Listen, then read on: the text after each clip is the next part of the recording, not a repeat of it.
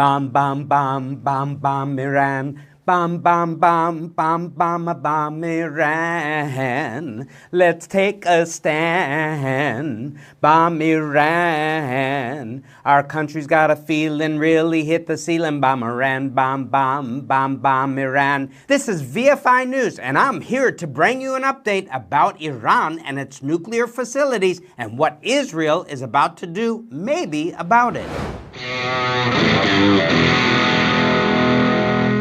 So back in March of this year, just to recap, summarize, and tell you what was going on, our own MK, member of the Knesset, Barakat, the former mayor of Jerusalem, said Iran does not only threaten Israel, but the entire free world. He was meeting at the time with Senators Ted Cruz and Lindsey Graham to express concerns over a potential nuclear deal with Iran.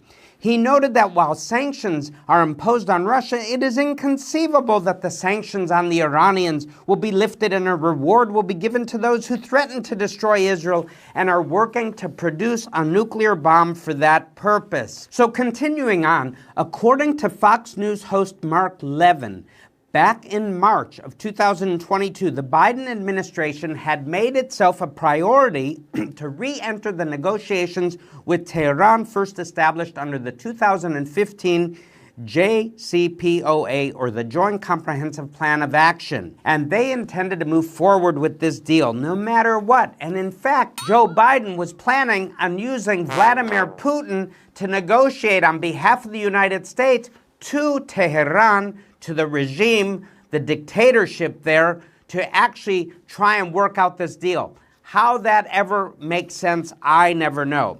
But anyhow, Iran nuclear deal would have made Biden the biggest funder of terrorism in the world. That is a quote by Representative Jim Banks, Republican from Indiana. He said, "This is absurd that the Biden administration would go back to a deal that was disastrous under Barack Obama and are now hell-bent again on renegotiating a new deal that rewards Iran for their bad behavior."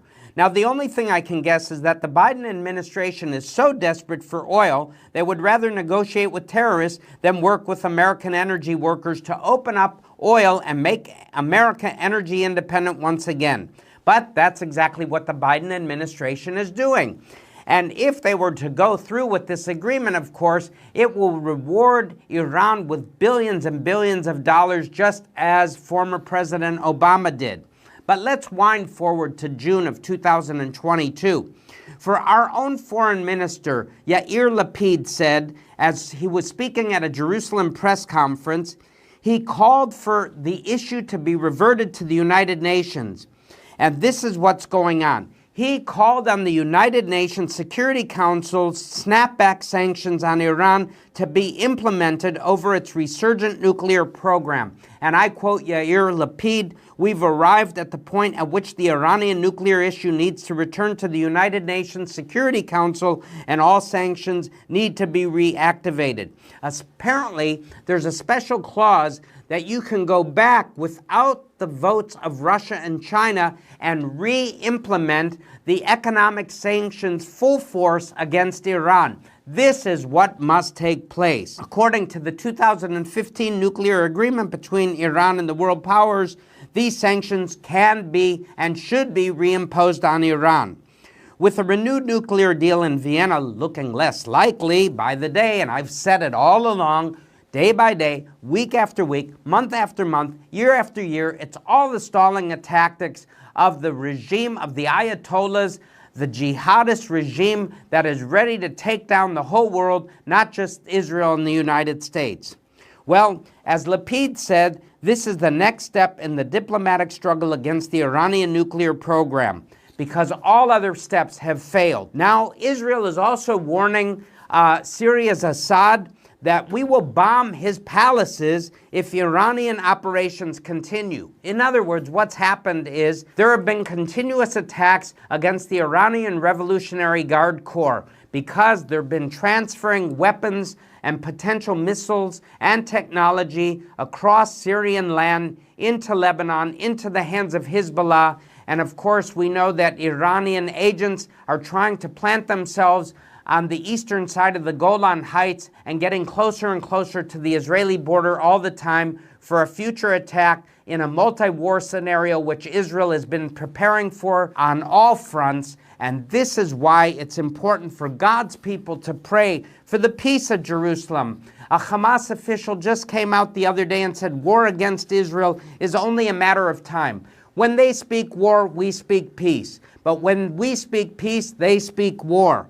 Top Hamas official writes that in his opinion, a confrontation between his organization and Israel is inevitable. And we know that what they say they mean to do, and what they mean to do, they say with words, as Mustafa al-Sawaf, a senior Hamas official and one of the leading journalists in the Gaza Strip, says that the Palestinian Arab terrorist organizations are improving their military readiness ahead of the next military confrontation with Israel. So here's what I've got to say to all of you.